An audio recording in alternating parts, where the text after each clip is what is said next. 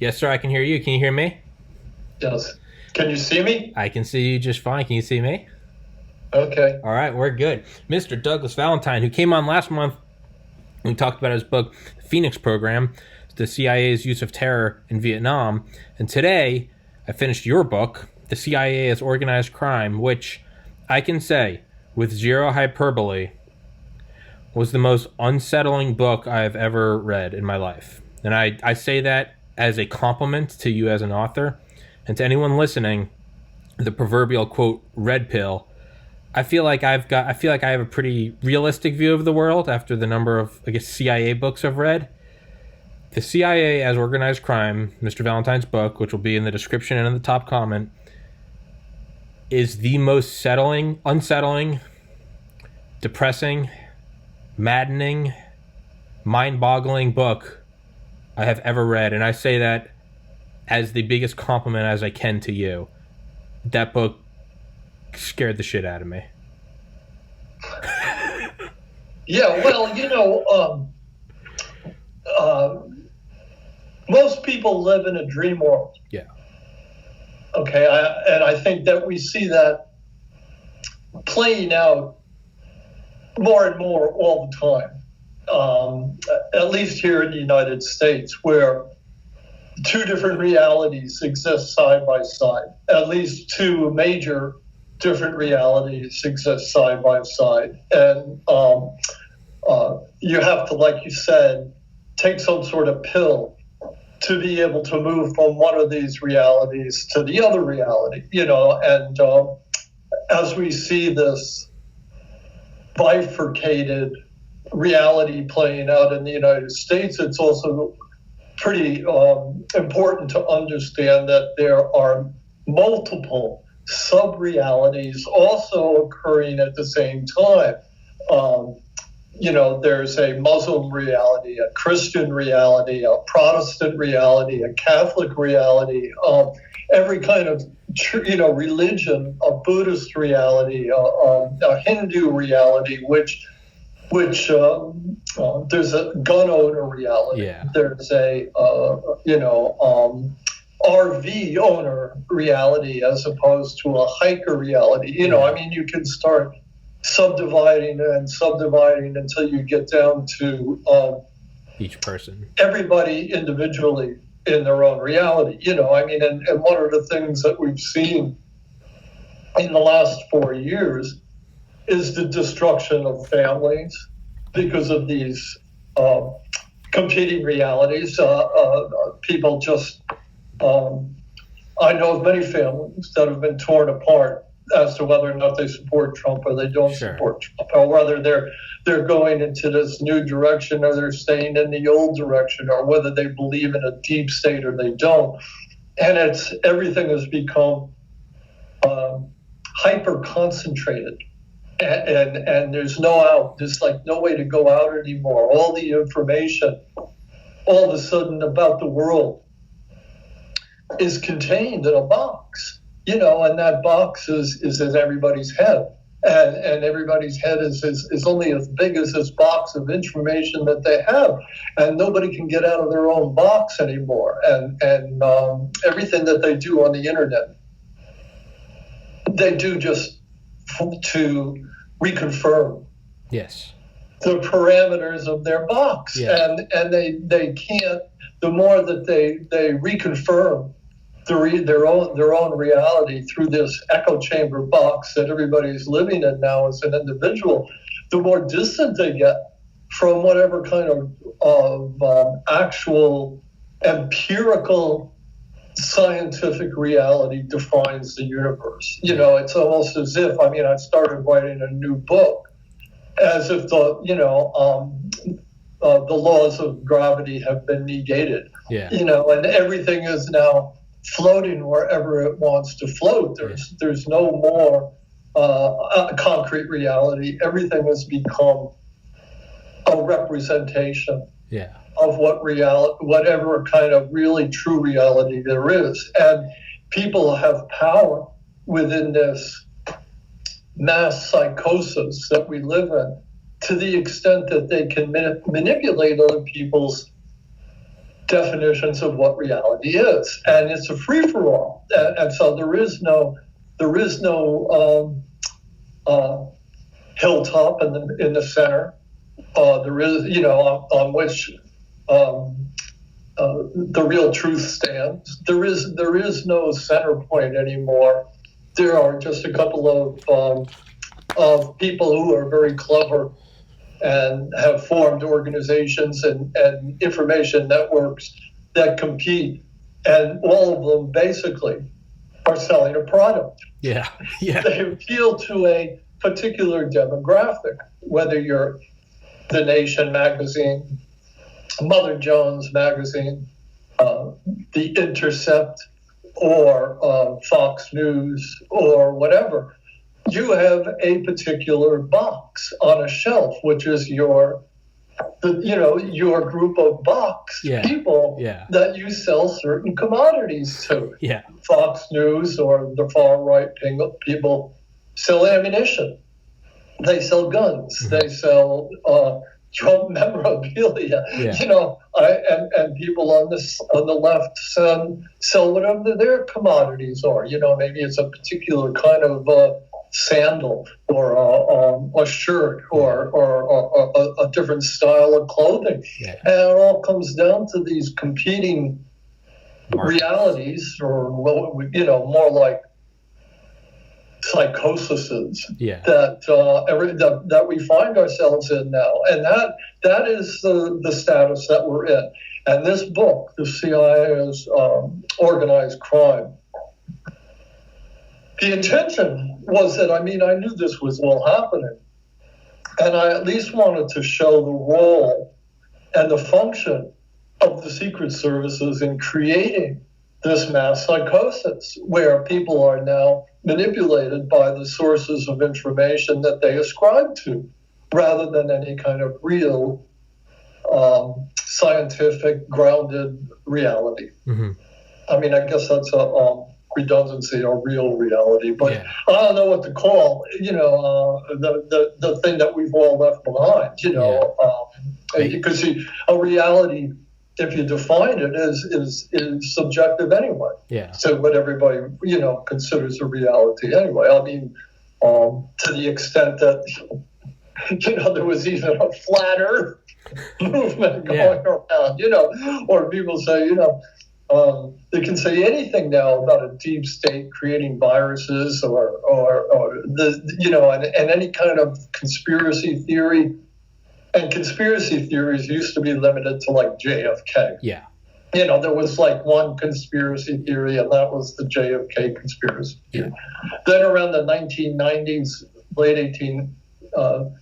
1980s, you started getting the black helicopter conspiracy theories, where, and stuff like that. And then it all started evolving into like deep state kind of conspiracies. And now these realities that are inside each of our individual minds, the box that I was talking about, each of which has its own commodities that define itself, they all touch and reach into something that's inside our subconscious, and they're symbolic. They're Carl Jung, the psychologist, talked about that people who believed in flying saucers for example, and he was talking about this 100 years ago, that they were simply projecting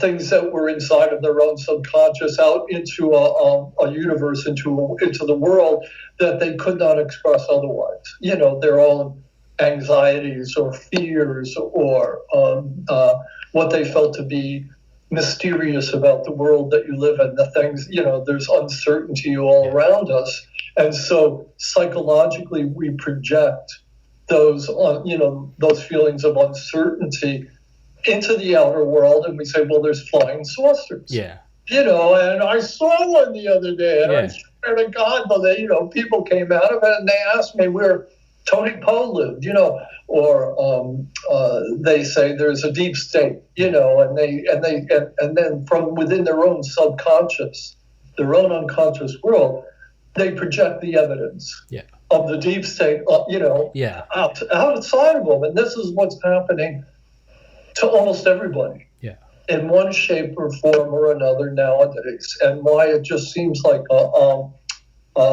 just a ball of confusion. And that's the state we're in. And then I wrote that book, The CIA's Organized Crime, to show how the secret services actually contributed to this current state that we're in, which a famous French philosopher named Guy Debord back in 1967 called the spectacle. Okay. And this was even before the internet, and he had already seen where people were relating more to representations than to anything, that was real. And he saw how it was being commodified, and all our subconscious feelings and desires and aspirations were finding in the spectacle representations in the commodity world. Simulcast. Like the flag behind you has some meaning to you. Sure. It has meaning to other people. Sure. Different meanings. Yeah. But you project that. Yeah. And that says something about you and what you feel, but only you and the people who see it and think the way you do see it for the same thing. It means lots of different things. But you can, people, salesmen, and car salesmen festoon their car lots with tiny little American flags. They string them up all over all over the place, because it means something, like we're good people. And you can trust us. Because you can trust the American flag. And then you go in there and they rip you off. So what does the American flag represent really?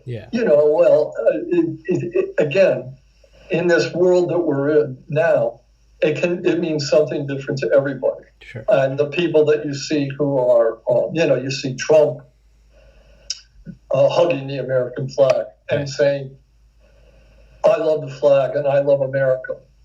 And that had symbolic meaning to people. But it really goes back to the secret services that started to form in the United States back at the turn of the last century, going from the 19th century into the 20th century, when the United States started to become a world power. And it needed to galvanize these secret forces, secret services in the United States. The FBI was just forming up. The military was just starting, had fought the Spanish-American War and was expanding overseas and in league with the industrial state, which, by that time, America had become the biggest industrial country in the world. It was out producing everybody. And it had to find foreign markets, had to start, advancing overseas. And the industrialists, over 100 years ago, hooked up with the secret services, which were then concentrated in the State Department and the military, to start propagandizing the American public, to make them, prone to accept this new era of American aggression around the world and expansion around the world.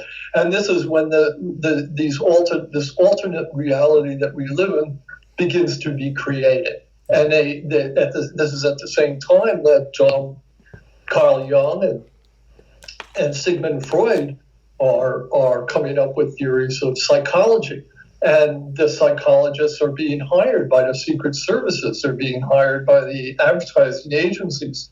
How do you actually reach out to all these people that we need to sell products to and convince them that, we should be expanding overseas? And it sets up the tension that we see playing out today with the American First Trump people. There was always a nativist streak in America that said, no, we don't want to get involved in foreign affairs. And there's always been a freewheeling capitalist part of America that wanted to, expand overseas. And those things, those two forces in the United States have always been, competing with each other. They competed in World War I when Woodrow Wilson did not want to go commit Americans to fight in Europe. And when, the United States waited until the last minute, and then the Yanks went over there and they won the war. And all of a sudden now we had expeditionary forces that were ready to send around the world. And they were very smart about it.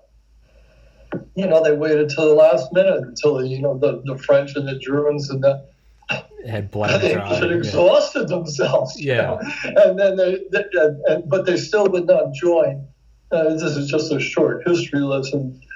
The League of Nations, which was formed after World War I. The United States did not join it, but an organization called the Foreign Policy Association, and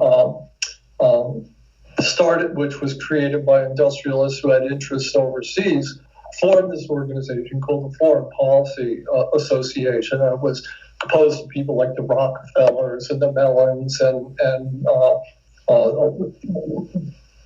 industrialists who had overseas interests, and they became like a shadow State Department.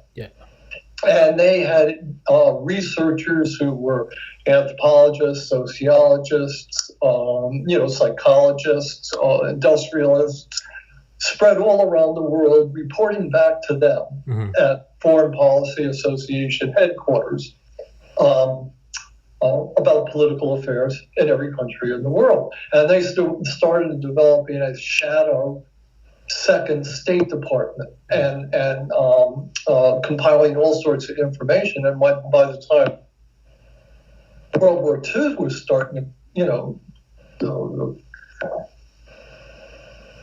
break out, it was this shadow government, shadow State Department that really had the people that President Roosevelt needed to form his first intelligence organization, the Office of Strategic Services. And these people, the civilians that he chose to organize and staff out the executive management of this OSS,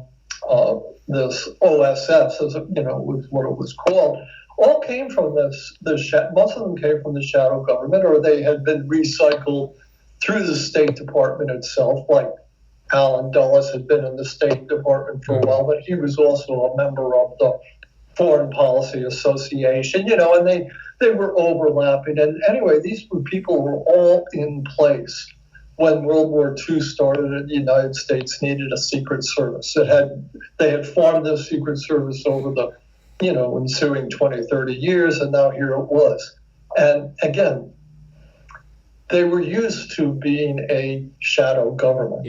And they knew how shadow governments worked.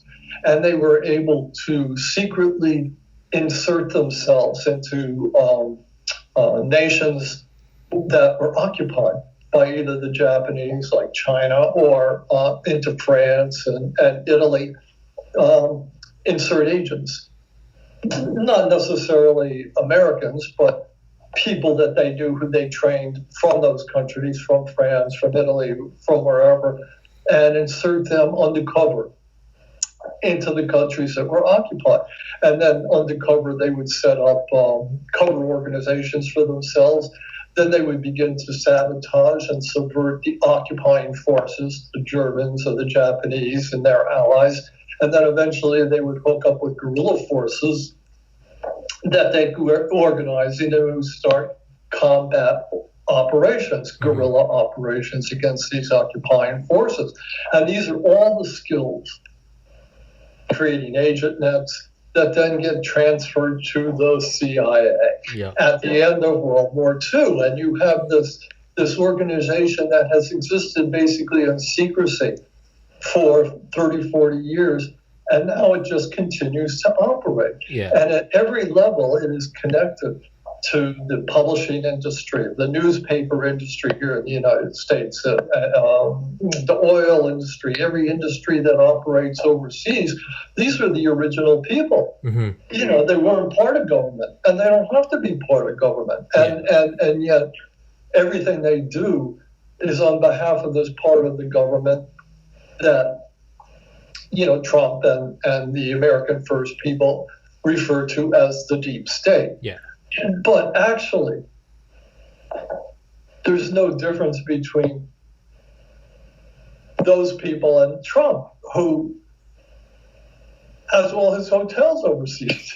You know, I mean, he is the archetypal agent that the CIA wants to hire. Yeah. I mean, he's a freewheeling capitalist operating overseas, and these are the kind of people that formed the CIA. Yeah. And formed the OSS. You know, people that have holdings overseas and in India where he has hotels and stuff like that. So, you know, it's an illusion that he creates. And like I said in the beginning, what we have nowadays is not a reality where there actually is a deep state of people in the United States that have foreign interests.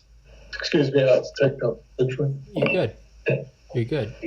Yeah. I was going to say, there's not a division, let me finish the thought, between the people that have overseas interests and the American firsters.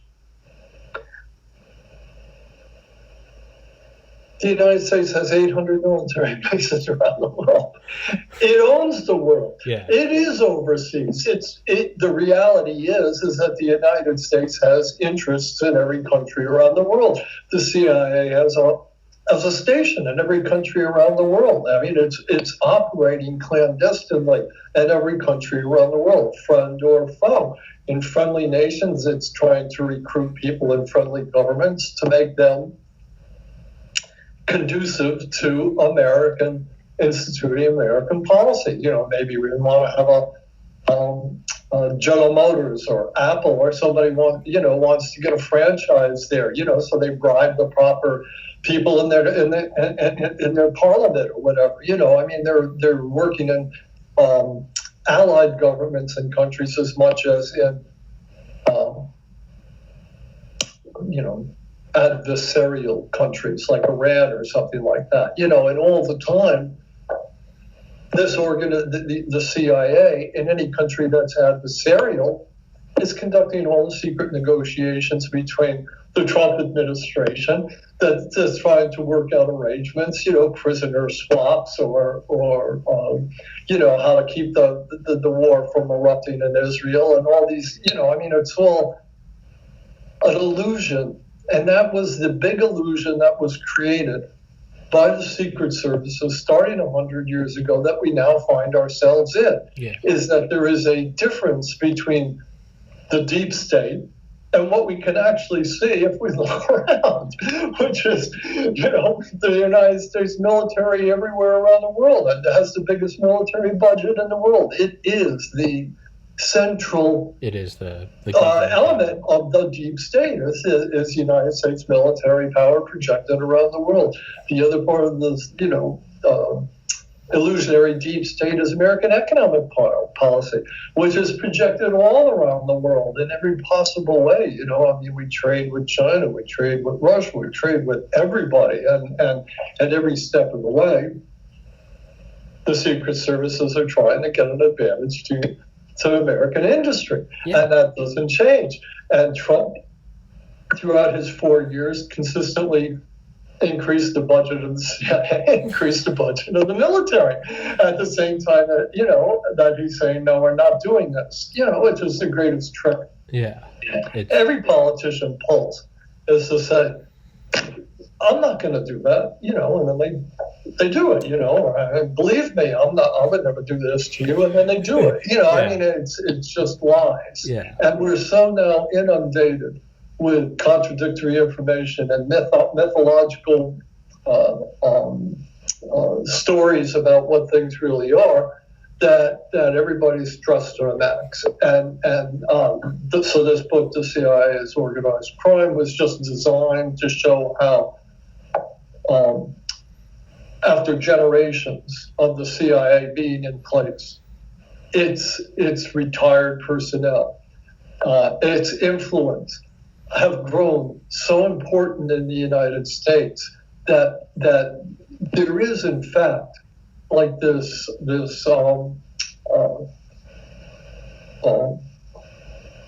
underground, criminal underground that actually does control and influence our Congress, our judiciary, everything, and in many ways, they do it psychologically. And the effects have been put in place and are in place, and they control us because they know that we're essentially commodities to them. We have all become commodified. And that's why we load up our lives with all sorts of commodities, and that's the whole object of the exercise. Is to buy things. Just buy more, and then you buy and sell. I mean, that's what it is. And throughout all the turmoil, Wall Street keeps booming. Just keeps chugging along, right? It's like Smedley Butler, the general that who's his face, Prescott Bush wanted to use to overthrow FDR in the 1933 business plot. Smedley Butler's his book, the War is a Racket, right? He went from an enlisted man to the highest possible rank in the military, and he said war is a racket. I've toppled republics in South America for like dole, like fruit. I've taken down shahs in the Middle East for Wall Street. Like, he goes, we're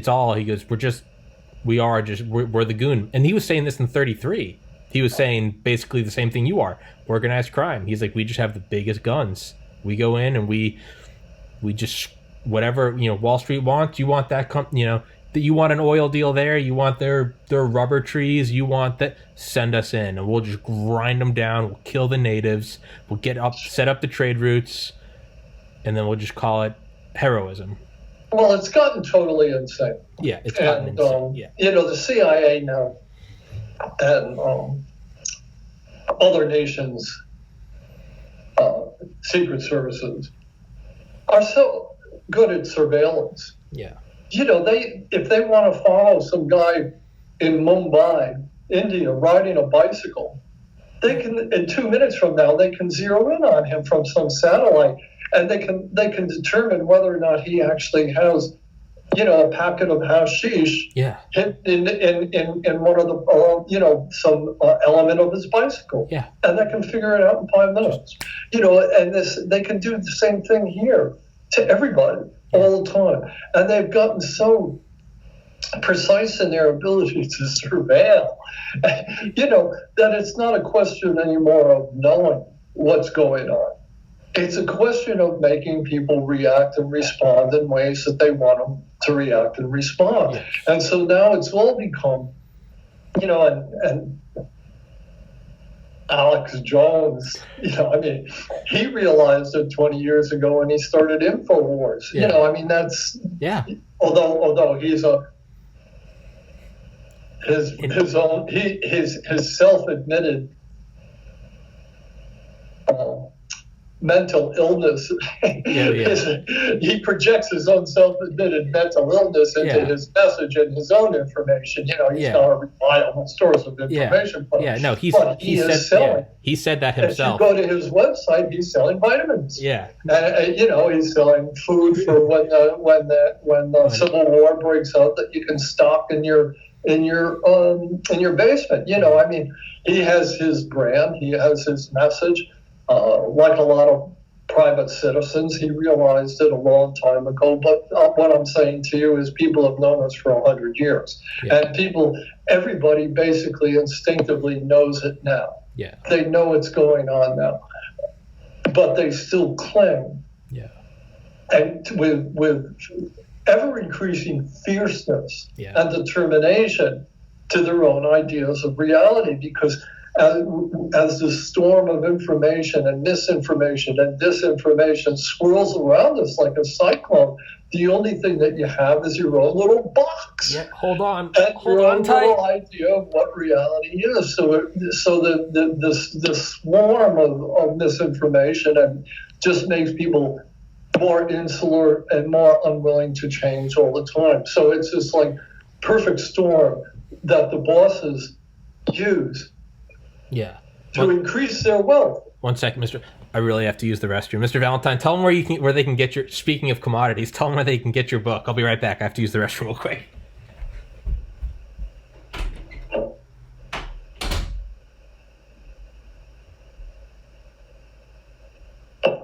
Okay, well, Tommy deserted me.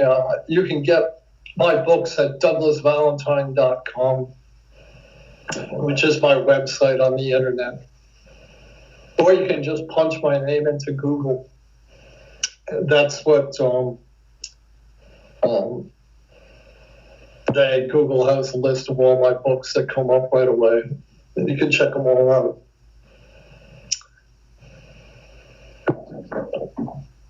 Dead air.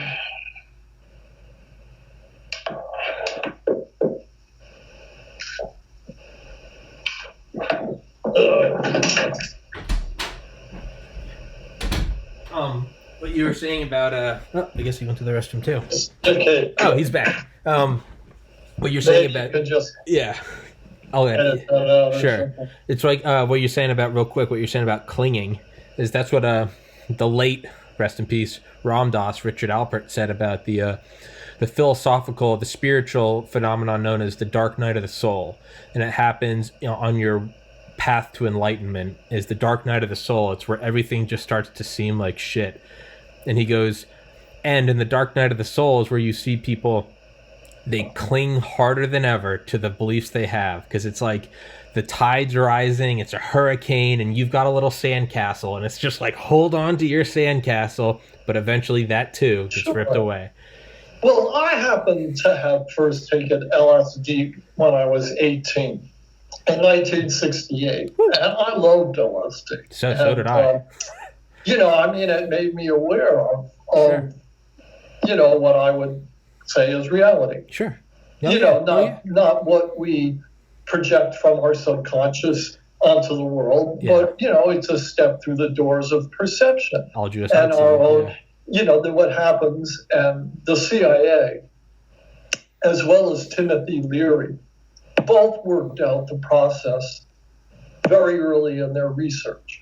And when you take LSD or any other psychedelic drug, and I strongly recommend that everybody take a lot of LSD and psychedelic drugs and learn how to go through this process themselves with help. But if you need help, some of us never needed any help. It just came naturally. Yeah. But you go through this process where in the beginning, the boundaries between like the furniture in your room and the wall and pictures on the wall start merging together. Yeah. And the boundaries between material things start to merge together. And not only that, as you become more as the drug takes hold in your mind, and you actually begin to see things both microscopically and macroscopically. You can see eventually not only how everything is merging together, but you can see on a microscopic level how the energy in between the molecules is actually moving in between things. Not like between your hand and your girlfriend's shoulder, or whatever. You just see that there is a energy connection at a microscopic level and atomic level between everything, and that this energy connects us all together.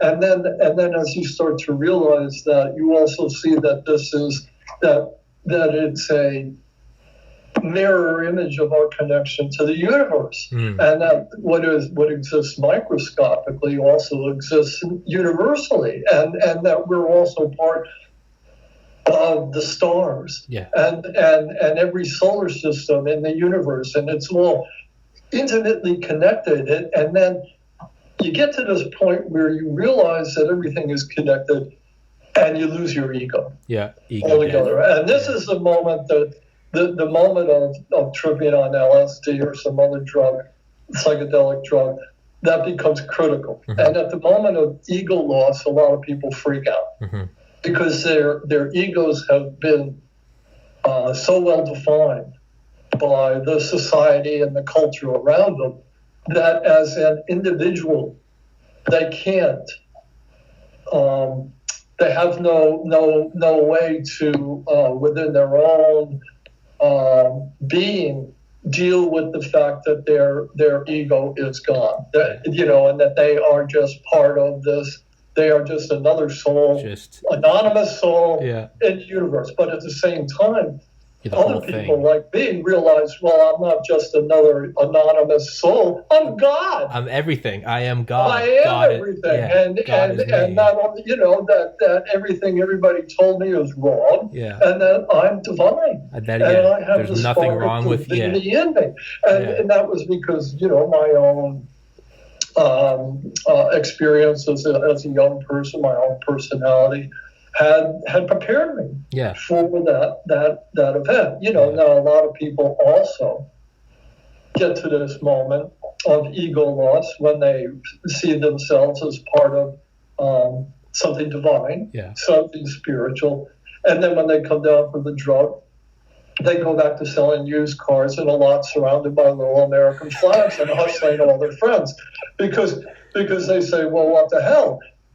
That's a reality that exists,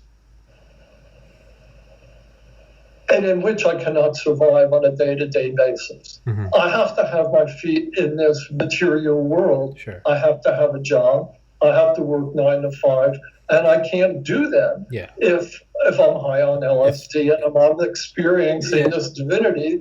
And it's really hard to carry that knowledge with me into my day-to-day activities. And my wife doesn't believe that shit anyway. She's a good Catholic, and she thinks I'm dealing with the devil, and so do her relatives. And if I want to get along with them, I got to put this stuff back on the shelf. Got to stop taking the acid. Only way, the only hope for our society, really and truly, is for Putin to dose, to pour LSD into every reservoir in the United States, and for everybody to start realizing that this is what's going on. I've been saying this for years. We need to. We all realized this back in 1968, and like I'm saying, nothing has changed. It's just that what has changed since 1967, 68, as this guy D. Debord explained in his book, The Society of the Spectacle, is that the secret services and the propagandists in the various religious institutions, patriarchal religious institutions, I should say, the military, commerce, have become better and better at psychologically manipulating people so they don't look for the divinity within themselves and within others, and they simply try to define themselves by commodities and the commodities that they own and the commodities that they sell. And I've become better and better at that. Even though we all know what the divine truth is, it's become more and more difficult as an individual to carry that knowledge into your day-to-day lives, especially as life becomes easier. And perpetually becomes easier, and you can find satisfaction and ego satisfaction in many, many more ways every day. New pair of Nikes. Oh man, don't get any dirt on my Nikes, man. It's whatever it is, rooting for a football team. Your whole life, your whole ego can get caught up in rooting for a football team, or, if you live in Boston, rooting for a hockey team. It's crazy. And people are not they're so attached to these representations that this sort of secondary ego loss occurs, where they don't lose themselves into a divine truth, but they lose themselves into representations of what reality should be through commodities and social institutions and different sorts of rituals and things that we're all put through. So I mean, I think a lot of people understand all this. The big question is how do you carry any kind of divine experience with you on a daily, hourly basis into a world that's a representation, a misrepresentation, a disinformation of commodities. And that unless people can find everybody individually a way to do that, we're just going to be at each other's throats forever. Yeah, it's the way you can do that is, I think, daily meditation. I've been doing it for 12 years. Go inside for just 15 minutes. I mean, literally go inside. Close your eyes for 15 minutes. And for me, kind of like what you said about, it's like you go experience God and you become every atom in the universe, but then tomorrow you got to go sell used cars. It's kind of the same. I try to keep one foot in the spiritual world because for several years I tried to stay there permanently. Smoke pot, LSD. But finally it was like, hey, I have to pay bills. I have to put gas in my car. Like it doesn't add up. You might even have to sell used cars. You might even have to sell used cars. But that doesn't mean that you can't understand what we're talking about or participate in what goes on truthfully. Yes. But you got to be aware. Yes. And how do you become aware, other than going through this big, huge initial ego loss? Yeah. Well, I think and not a lot of people are doing that. Like take the Proud Boys. Sure. They share one ego. To become a Proud Boy, you simply lose your ego into the Proud Boy organization. Okay. Now you've lost your ego, but you've found this identity. Okay. I mean, you could never get a chick because you were a kooky kind of nationalist kind of guy that no girl wanted to associate with you. But now you've got a lot of guy friends, and it doesn't really matter. Sure. You get your face on TV or something like that. Sure, right. It's so people are finding this ego gratification in a lot of ways without having to meditate. Now, how do you get all the Proud Boys to stop and sit down and start meditating? How you do that? Yeah. So yeah, I've thought about that. How do you get people to do it? I tried psychedelics for the first time December 2013. And what's today's date? That's actually 7 years ago tomorrow. For the first time, I did psilocybin, and but for 5 years prior to that, I meditated. Before I ever did them, I meditated, and after doing them, it kind of just furthered meditation. But it definitely completely changed my life. But yeah, so but what you're asking, how do you get people to do that? I've been thinking about that ever since.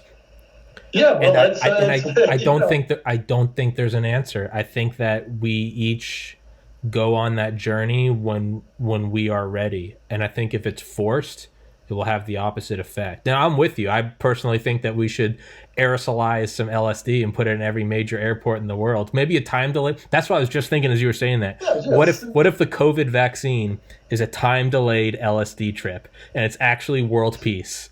We all just trip, we all hold hands, make love, dissolve borders, and we just become children of God.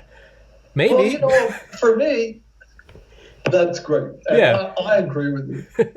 And my writing and my poetry are my own individual forms of trying to propagandize the masses to do what we're talking about now. Yeah. I always wanted to be, from the time I didn't really understand it, but 8 years old is when it started to form in me.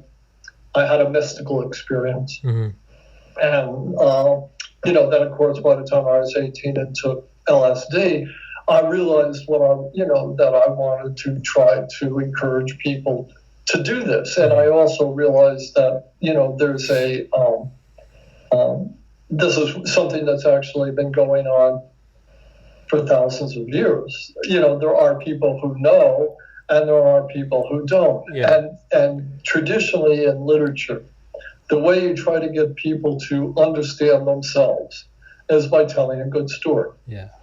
Okay, it's that simple. Yeah. And if the story rings true, if it's the story of discovery, of self-discovery, then people can start to get an inkling of that this is what they should do. Yeah. Yeah. Unfortunately, at the same time that true poets came to this understanding that you could bring people to this awareness that we're talking about through storytelling. Yeah.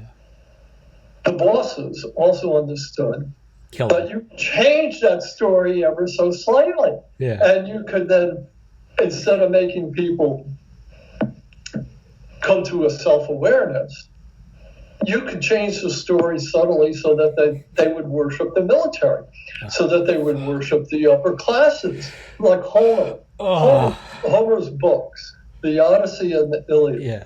I mean, he was basically a hack working for the Greek Empire, and he needed a way. They needed a way to start mythologizing empire and the beauty of empire, and they do it in such a way that it was a good story that people would understand. Well, Achilles should have stayed home with his boyfriend Patroclus and played the lyre and just had a good time, having sex with his boyfriends and his girlfriends, and every once in a while with a demigod. Yeah. And instead, he got all riled off and he went to war. Yeah. But at the end, and so Homer is telling us in the first book written, don't go to war. And yet, throughout the book, he glorifies war and soldier. Yeah. So what you come away with is a recruitment ad. Fuck. And it's the same thing. It's the same thing with Odysseus. Here's a guy who gets lost during the Trojan War and spends the next 10 years roaming around the Mediterranean, conquering all sorts of different peoples. Yeah. And lying and deceiving everybody so he can get home. And so it's the same thing. And he becomes a hero. Odysseus becomes a hero because of his ability to deceive people. He's the first CIA agent. And all the way he does it, he's the most lovable character in history, in literature. Not only that, when he does decide to turn on, tune in, and drop out, and he goes and hangs out with the sirens, they make it sound evil. You're going to stay there for 30 years and have sex and drink. What a bad thing. Right. And one of the most wonderful things that Odysseus does is when he meets the Cyclops. Yeah. The Cyclops says to him, "Who are you?" And he says, "Nobody. I'm Eagleus." Eagleus. Yeah. I have no ego. I'm nobody. Nobody. And if I tell you, this was the secret, knowing this stuff, for me being able to infiltrate the CIA. Yeah. To talk with hundreds of CIA officers, including Colby. Every time I came to them, I just imagined myself being Odysseus talking to the Cyclops, and they would say, "Well, who are you, and why should I talk to you?" And I'd say, "I'm nobody." Yeah, you don't talk to me. It's like what you said. They all thought you were CIA because they were like, "Oh fuck, here's this guy just coming in and chatting with us," and you were like, by not trying to get their secrets, they told me their secrets. Yes, it was a kind of reverse psychology, but I never would have been able to do that. No. If I didn't understand all these things that I have just laid out to you over the last 50 minutes about the power of storytelling, about the power of ego loss, about what people are projecting, how people project onto things, and by me presenting myself as an egoless blank slate, all these CIA officers could project fill me, fill their canvas. From their subconscious, the things that they had kept secret, but they always wanted to reveal. Ah, so you came in as a blank canvas, and then they just but again, none of this would have happened if I hadn't had mystical experience at the age of 8, if I hadn't taken LSD, if I hadn't studied literature, Sure. if I hadn't lived in the underworld in San Francisco, the criminal underworld, petty underworld, for a year, and learned how to hustle people and what crime was all about. Yeah. If I didn't know about good and evil, you know, and what those things really were, and that ultimately, this is something that a lot of people on the left and the right in every camp that's at each other's throat is basically misunderstanding, is that everybody's a combination of good and bad. Yeah. Yeah. And we tend to think about ourselves in the nicest terms. Yeah. And everybody else. And the we worst. project from all these things that we hide about ourselves, you know, our own aggression, the beast inside of us, onto the other. Yeah. And this is something that people knew 5,000 years ago, and that people have not been able to transcend, because, as I say, the bosses now are smarter than they were when they hired Homer 5,000, 3,000 years ago. They're much smarter. They're much better at manipulating the story and telling different stories that appeal to people and act as a substitute, not to self-discovery, but to self-disfiguration. Yes. And the suppression of the self. And so, you know, I mean, if we could call it a day, that would be, you know, just the thing that we would both agree on. Yeah. As that people have to get to this point where you actually, you know, lose yourself. Yeah. You're not yourself. I mean, we got to be specific about it. Your ego, which is, you know, what you've been trained to be, as opposed to what you are divinely, which is a divine self. It's a spark of the universe. Perfect. It's the energy that holds the universe together. And if you can realize that, and you can cling to it through meditation or a joint or whatever every once in a while, then you can start going out there and preaching not the barrel of a gun. Yeah. You can. But peace. Yeah. And love and kindness. And you can bring that into this reality, just a little bit at a time, each person, and you just add more and more, and you start diluting the system with love, with peace, with. This is what I harp on in all my interviews. Every time I talk about my experience with LSD, I talk about what literature taught me, because I would hope that people who are listening might see an inkling of this truth within themselves, and just try to cultivate it if they don't already know. And there's certainly a lot of people that do, but you can't follow the gun and love at the same time. Yeah, you can't follow it to peace, right? You can't follow representations of power. Yeah. You know, guns are representation of ego power. Yeah. You can't go on that path and find this truth that we're talking about. You got to get rid of all those representations of power, self-glorification. Harleys might be fun to go for a ride on once in a while, but you don't want to join up with 5,000 other Harley riders in the midst of a pandemic and go to Surges. At some point you have to use your head. Yeah. And really, that's what we're talking about, is using your head. Yeah. Being rational and being reasonable, and seeing where the divine truth can lead our country and the world and ourselves and our society, and where these representations of individual power are taking us and have taken us. Yeah. And just to start to divest yourself with the one and invest all your energy in the other. Just start. Just in the easiest way to start, just try it. Everyone listening, 15 minutes a day. Just go sit on your pillow in your bed. Just shut the door. I like to turn on a bedside fan for a little white noise. Get in touch with yourself and realize that the same thing is going on with everybody else who's meditating around the world at the same minute. And that if you can imagine that connection Yeah. between yourself when you get to that spot when you meditate, and I took Qigong, Yeah. From a Chinese master. Yeah.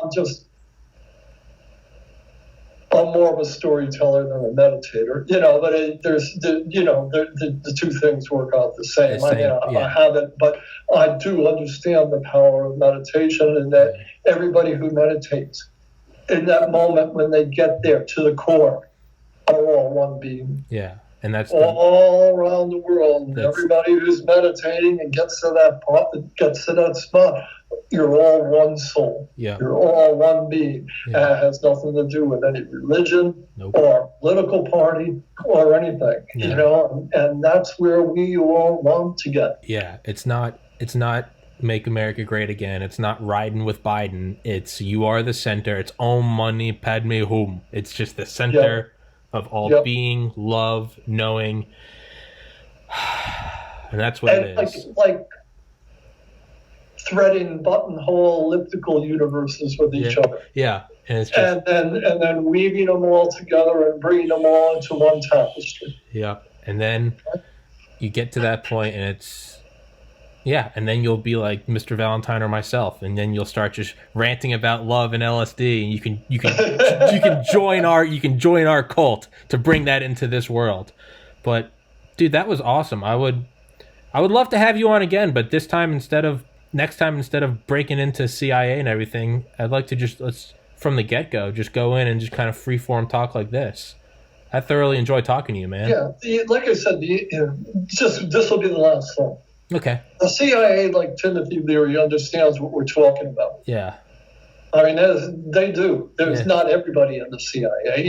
There's mesomorph buckle draggers who, they just point in a direction, they say wreak havoc, or whatever. But there's very intelligent people in the CIA who realized what LSD could do.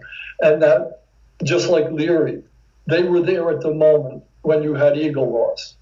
And Leary was there to say, this is a divine thing that you've discovered, and, try to hook up with other people, or Baba Ram Das, they were trying to connect everybody that way. What the CIA realized was at that moment of ego loss, they could turn somebody into an agent. Manchurian Candidate, MK Ultra. They could fill their head with whatever kind of propaganda that they wanted.